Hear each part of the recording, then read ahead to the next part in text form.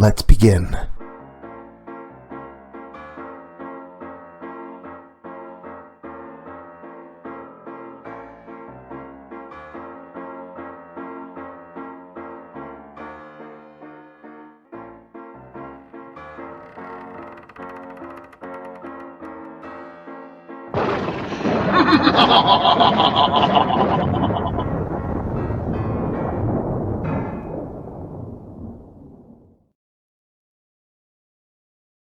Hey there, scary story fanatics! Welcome back to Cleaving Thought from Bone with your host, Sociopathic.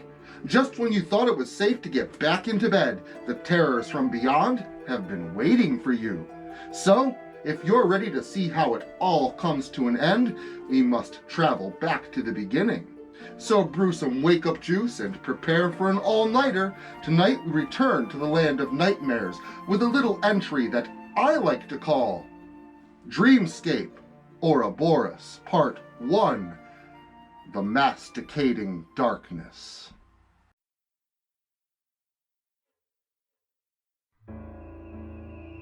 Myriads of nameless, indescribable colors streaked across the abysmal darkness surrounding me, enveloping me, consuming me.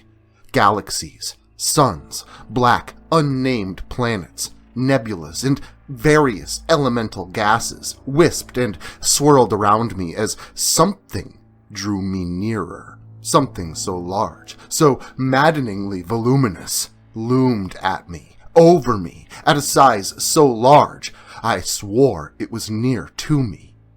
That is, until I realized that even the largest of details eluded me, being so distant to where I resided, seemingly incorporeal.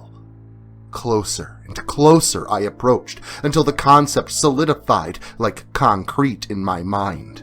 This thing, this massive dark object, the amalgamation of tentacles and eyes, must be larger than any known galaxy, and as it swiveled itself to look in my direction, as if it had noticed my puny, insignificant presence, I nearly went mad with fear.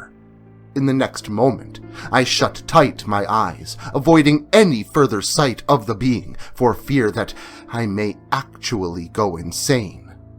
Sounds of hundreds, no, thousands of voices boomed in my ears, and covering them with the palms of my two hands did absolutely nothing to obstruct the torrent of words spoken so foul.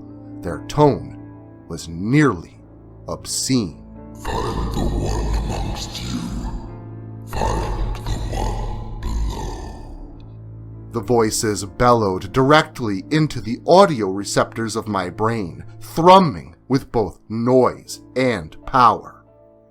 It spoke again, and this time I felt my skull threatening to give way and explode in defiance of this unnatural sound. I screamed as loud as my lungs could muster, and when I stopped, so too had the sound. I opened my eyes and found myself laying in bed, the sound of torrential rain falling from the ever-brightening sky. The sound of thunder swept both the land outside and my bedroom, making solid conjecture regarding the recent string of powerful storms repetitiously gracing the region these past few weeks. The recent onslaught of severe weather had brought with it flash floods, high winds, and more lightning than most pyrotechnic laser shows.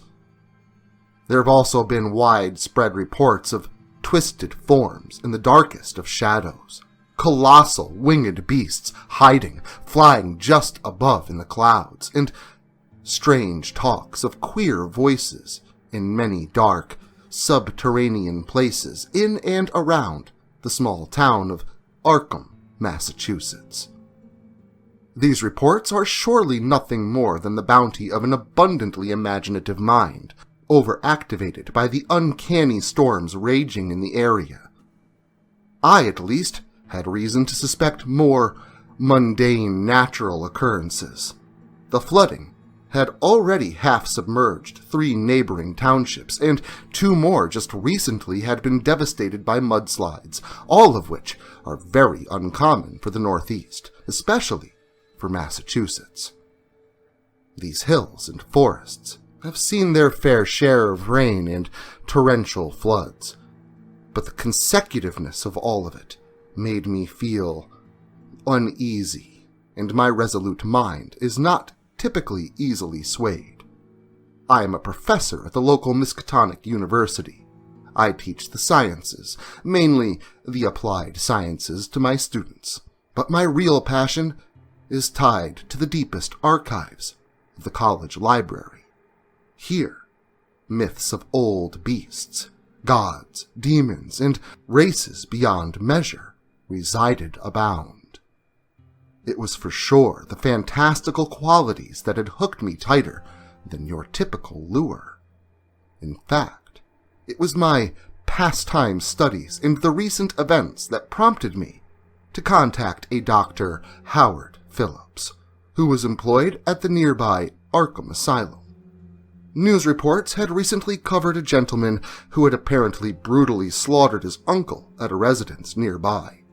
Afterward, he violently murdered his doctor at a mental institution, recently relocated and re-interviewed by eager reporters, all looking to make a name for themselves.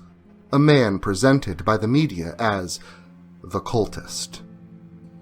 The thing that struck me, though, was the man's barely coherent rantings of eldritch demons and colossal winged beasts, all of which, of course, forced him into this heinous act. No matter how much I study the human condition, human behavior never ceases to amaze me. Still, there was something about the descriptions he recalled, something that harkens back to the pages of that old book deep within the recesses of the Miskatonic Library, the Necronomicon.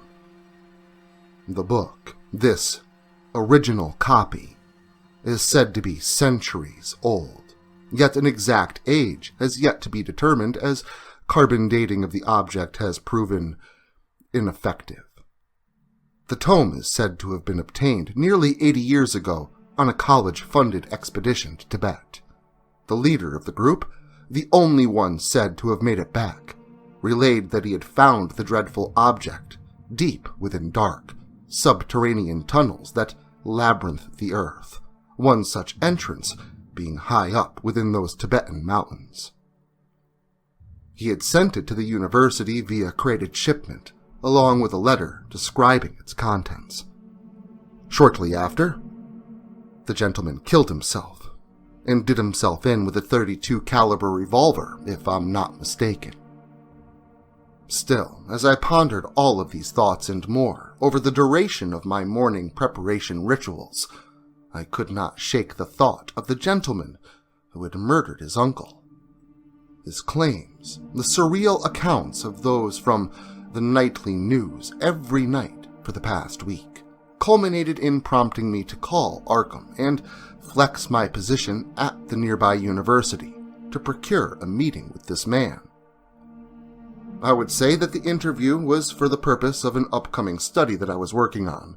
There was, however, something pushing me, something in my subconscious telling me that I must meet with this man, now locked within a padded cell at the Arkham Institute for the Criminally Insane.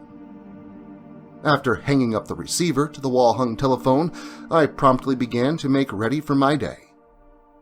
Dr. Phillips had agreed to meet with me and allow me congress with his patient. Surprisingly, I barely even had to mention my accreditations. The gentleman seemed more than eager to meet with me. Beyond that, there had been nothing queer of the conversation to note, except for the despicable quality of the connection.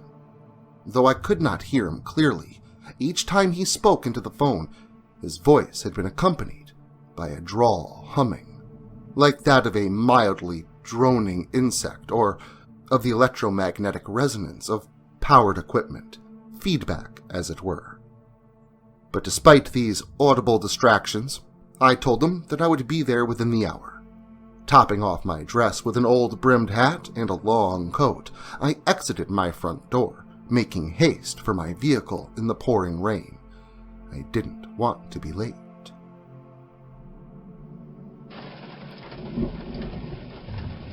As I drove through the nearly flooding street, rain obscuring my view through the windshield like a translucent blanket, despite my windshield wipers' desperate attempt to keep up, I contemplated that maybe I should have taken a boat instead. Though the precipitation threatened to impede my punctuality, I had come upon the Arkham Institution for the Criminally Insane with only a few extra passing moments than what would typically be needed. The large white sign with dark brown lettering stood resolute at the drive entrance like a sentry, its back against the backdrop of a monolithic structure with various wings and additions stretching off in both directions at its sides. Each wing and hall stood 3 stories high above the ground, while the oldest, longest standing structure in the center stood 4. A large double-door aperture at the center structure faced the drive and begged entrance to those who were merely visiting. These doors were sure to hold more significant meaning to its residents, I thought to myself. The drive led to steps leading up to that grand entranceway before looping back around an old, towering pine tree, reconnecting with the driveway so as one could exit the grounds. Near to the right, as I drew closer, I spied a single free space with the word Visitor on a blue sign at its front. I pulled in, resolved my mind into exiting the car in the teeming storm that now raged outside the vehicle, got out, and hastily made my way towards the front entrance of the asylum.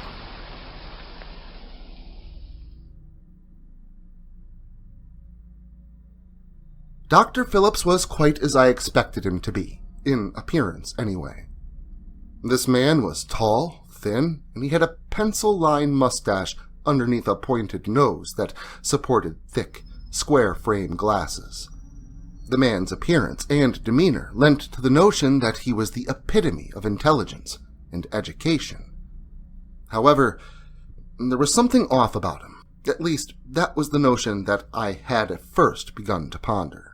But in some moments passing through conversation regarding the patient's history and case details, I realized that it was not something about him that was off, but more his presence. But once I had discovered the notion pecking at the back of my subconscious, like a woodpecker scouring for its breakfast, to be nothing more than a gentle hum, I chalked it up to the poor wiring this old institution must retain, and the accompanying sound of energized equipment through its disintegrating veins of electrical wiring. Once I had procured the details of the cultist's background, we headed towards his quarters, or cell. The man had brutally murdered his own uncle, and still claimed to have no real memory of the event. In fact, he had gone as far as to blame everything on an old, tattered book made of skin and blood, and gigantic winged beasts as old as they are maddening, controlling him into committing the heinous act of mutilating his own family for some unknown end. Delusional, sure, of that I was certain, but there was something about the man's descriptions that held fast my fascination. Though he had fabricated these experiences in order to cope with the dreadful things that he had carried out with his own 2 hands, the things that he described resonated with me and my personal curiosity. Some of these details had been leaked to the media, and others yet served as my purposes for being here in the first place. Those winged beasts, and that book of human flesh and blood. I had heard of and seen these things before. The book detailed by the newscast was uncannily similar to the old tome spoken of previously, the object found on that expedition decades ago, the Necronomicon. The cover of the thing was made of human flesh, of various races and creeds. The pages within had been found to be inked in human blood, and the images and depictions, rendered in crimson, bore striking descriptive resemblance to the witness accounts of monsters in the clouds and in the dark. Beasts more hideously maddening then they are ancient and colossal, winged titans with bodies of tentacles and eyeballs, and though much of the manuscript had been undeciphered, a mere glance at one of these eldritch terrors was said to be enough to drive a person to madness. But again, these were just legends in a book, an old book that I personally had become very curious about, but legends nonetheless. Pushing all of these notions of old beasts residing and plotting in the dark aside as nothing more than whimsical fantasy, I realized that we had reached our destination. Dr. Phillips went over some precautions that I should take, and told me to yell to the guards once I had gotten my fill of conversation with the cultist, unlocked the door to the padded room, opened it, and allowed me to step inside. Once beyond the threshold, that odd buzzing seemed to instantly cease. The door was closed behind me. In the silence of that blank and dull gray room, I spied a man curled up in the corner, posed in such a way that he likely would have sat with his arms crossed, guarded, even without the demands of a straitjacket. His hair was messy, as if it had never seen the likes of a comb or a brush. His clothes a lighter shade of gray than the walls surrounding him, the monochromatic, institutional standard garments for its residents. His eyes were aversive, seemingly trying desperately to lock focus on anything but me. "My name is Professor Joble. I'm from the Miskatonic University. I would just like to talk to you," I reassured him. The man said nothing, nor did he even acknowledge my existence in this lonely place of isolation. "I've come to talk to you about the book. Your descriptions of..." I paused here, rethinking my words carefully. "You said that you found an object in your uncle's home. A book," I said in a more strategic manner. "It wasn't in his home." The man finally spoke up, still not yet looking at me. Excited to have made some progress, I continued on, hoping that he'd tell me more. "I'm sorry?" The reporter said. He cut me off. "We were flipping it so that he could sell it. He owned it, but it wasn't his home," the man deemed the cultist explained. "Well, what I really came to talk to you about is the book that you say that you found," I reiterated. "I did find that book," he insisted, aggressively back at me in a bark. "Yes, well, the thing is, it sounded like an old book that we keep at the college. Its pages are filled with incantations and depictions of ancient dark deities that—" "Stay away from that book!" the psychotic man once again interjected. "That book is evil! It steals life for the purposes of its own devices. The things inside are real! They're coming for us because of me!" he finished, quite energetically. "But Mr. He cut me off again. "I'm not the cultist! I'm a journalist, and that doctor is evil! He's not human!" the man burst out with an unbelievable claim. But I knew that to be impossible. I had just spoken with Dr. Phillips only moments prior, and he showed no signs of despicableness. "I know, I can't be some random journalist, right? I'm really just some psycho freak called the cultist. And that doc seems perfectly normal to you, correct? I mean, he just led you in here with no problems, right? So, you know all that you need to know about us, or me," he finished. But I was having difficulty following his train of thought and the ideas that he wished to convey. "But just moments ago, you told me that you indeed found that book within that old house. You weren't brought here until after that event. How could you be researching yourself if—" The man cut me off. "I don't know. am him. I'm the man you call the cultist, and I'm also a journalist as well. The doctor won't listen to me because he's not human, I tell you," he explained to me, informing that it was difficult for him to get his mind across. After extended deliberation back and forth, I was able to gather that not only did the patient exhibit signs of delirium and psychosis, he also believed that he shared a consciousness with some unnamed newspaper journalist, and that his doctor could not be trusted under any means, according to him.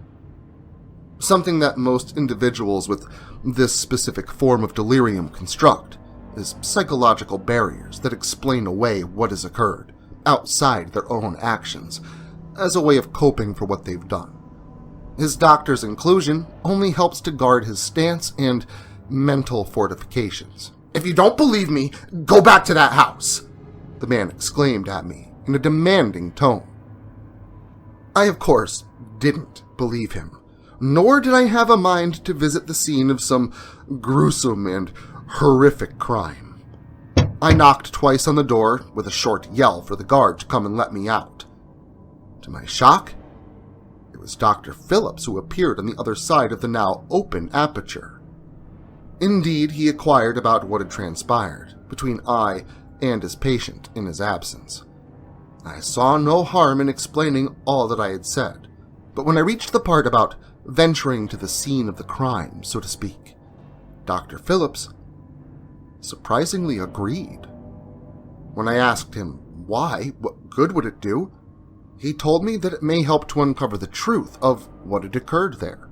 Although he held no belief in myths and monsters, he did conclude that maybe there was some underlying truth to the man's story, now wrapped in a coping mechanism of fantasy, and unraveling said truth may serve as a basis for effective treatment, if I were so inclined as to help this maddened human being. I told the man that he may have a good point, as some aspects of his story were grounded in reality, the book that he described for one. When I mentioned this, Dr. Phillips' eyes grew wide before once again focusing intensely into mine. He told me to bring the old tome with me, to venture out that old house with the book in hand. He told me that by walking the man's steps with similar material in hand, that it may help to reveal further insights into the realistic machinations behind the cultist's psychosis and his ritualistic crimes. By the time I had made ready to leave the institution, I was unresolved as to whether or not I should do as the doctor suggested and bring that book with me. I was now resolute in visiting that decrepit home on the outskirts of a nearby town. I bid the doctor goodbye before exiting Arkham Institute for my vehicle. As soon as he had left my presence, that electrical hum had noticeably left my ears once again, signaling that it had returned at some point without my notice. With my mind set on the idea of bad wiring, mind grounded in reality, and an absolute faith in science accompanied by rationale, I turned over the engine to my vehicle, engaged the windshield wipers to high so as to battle the torrential downfall, and pulled from place under a gray and thundering sky.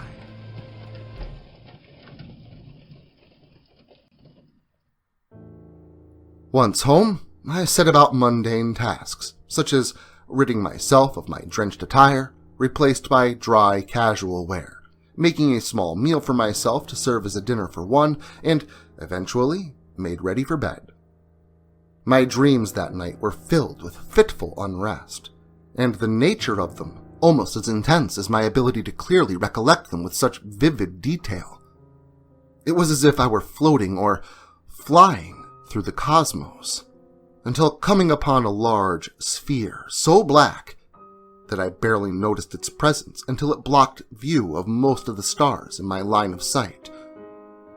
It was a planet of some kind, black as obsidian, and as I neared its surface, it seemed to crawl with beasts that must have been colossal in size.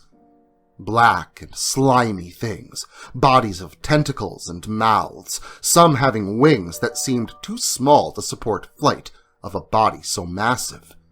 The terrible nature of the sight of these things was so strongly contrasted by the great civilization that they had built, where most of the planet's surface was adorned with windowless monoliths that stretched high into the air and were constructed in ways that formed great cities.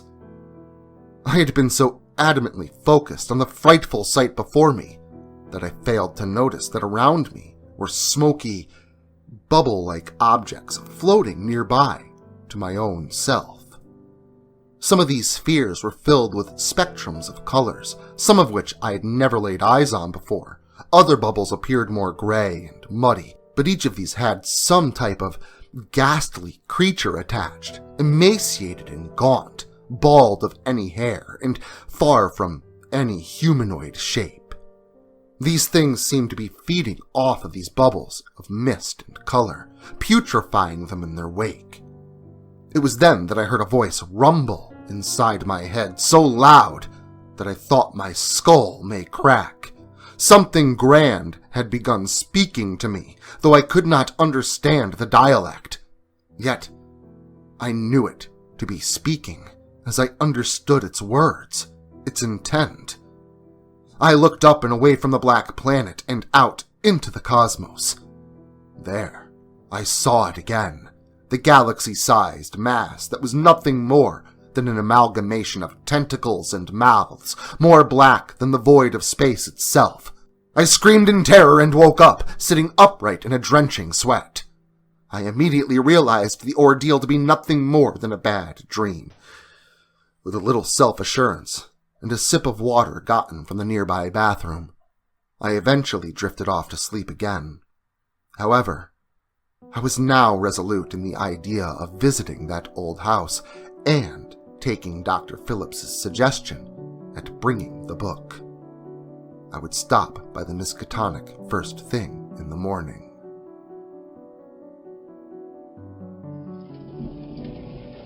The weather had remained unchanged throughout the duration of the night and over the course of the morning, which included a stop by the university library to retrieve that old book bound in many patches of leathery flesh.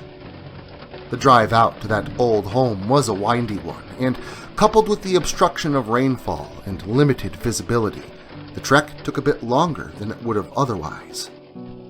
Finding the place was a bit easier than I had anticipated, however. Although the house was located out in the middle of the sticks, the directions provided by the GPS were pretty darn accurate. I happened to be pretty thankful for this, for if I had gotten lost and turned around out here in the middle of expansive nowhere, I would have surely gotten lost. Still, to my anticipative pleasure, as the onboard device signaled that I was nearing the address, the peak of that old estate rose up over the tree line and made known its presence. Coming up on the drive, which was on the left, I slowed, turned, and once my line of sight allowed it by facing the structure, the house displayed itself to me. The place was surely old and in need of desperate repair, just as the cultist had said, and it was large enough for comparison to more normative residences, but stood more artistic, grand, and mansion-like than most. The place looked to be 3 stories tall, not including any sublevels. As I parked my car and climbed from the driver's seat, shutting the door, I caught sight of the entrance, which happened to be agape and seemingly inviting for exploration. Knapsack containing the book tossed over my shoulder, I readied myself for whatever lay in wait for me, and stepped inside. The entrance felt as damp and smelled as musty as it appeared. The gloom of the turmoiled sky outside filtered in behind me and lit the space in an almost fluorescent glow. There were no real signs of any struggle, however, except for the abundant debris created by age and neglect. There were no bloodstains or anything else to depict such an act of violence had ever occurred here. My thoughts shifted to the upstairs, now determined to explore it. But as I made my way over to the nearby staircase and lifted up a foot to begin my climb, I heard some kind of noise, like the sound of wood and rock crumbling into a stony ground from somewhere beneath me. There was to be no one in this house, not even myself, and yet I dreaded at the thought of who may be in the basement. The first ridiculous thoughts to cross my mind is that the cultist could have been telling the truth when he said that he did not commit the murder of his kin, and that whatever had, albeit a creature of human form and intellect, now lay in wait in the shadows of the basement under this old house. But as I rounded the corner of the stairs leading up to and opened the door to the basement, this notion was cast aside as nothing more than folly. Probably just a loose shelf or something similar that finally gave way to said age and neglect, I thought to myself. Still, the yawning chasm of blackness that stretched out before me, leading into the depths of this old house, was enough to make my irrationality struggle to resurface itself in my consciousness yet again. Pushing it back down with the weight of logic and science, stairs creaking with every step, I crept forward into the black void and the depths below. Taking the shoulder bag off of my collarbone and reaching inside, I pulled the torch that I had brought with me from within. At first, I saw nothing except the neglected remnants of an old root cellar, spider webs, old plumbing, everything that I expected to see, except when my torch failed to light a portion of the muddy floor. As I drew nearer, I realized that this black, non-illuminated spot was actually a hole in the ground. In fact, it was one so massive, the light that I had cast into it was simply swallowed up by darkness, the chasm unwilling to show me its depths. The sight itself was strange enough, but queerer yet were the markings that encircled the large hole, becoming more defined and identifiable in my proximal distance from them. At first, I only vaguely recognized them, having seen them before but unable to remember where. Just like the thought had hit me over the head, I realized where my schema had pulled its recollection from, the source material being that flesh-bound book that I had taken from the Miskatonic library. Swinging my shoulder sack around and reaching in once again, I began to pull free the book for inspection. But as I did, my fingers fumbled in the darkness and I dropped the book, watching it tumble into the yawning mouth of a void. "Damn it!" I exclaimed out loud, leaning over and peering inside, desperately scanning for any signs of the book or the bottom of this unknown well. I had actually felt the sensation of falling before I heard the sound of rocks giving way beneath me. I scrambled my hands and searched for anything to hold on to. However, it was no use, and I plummeted unobstructed behind the book into the void.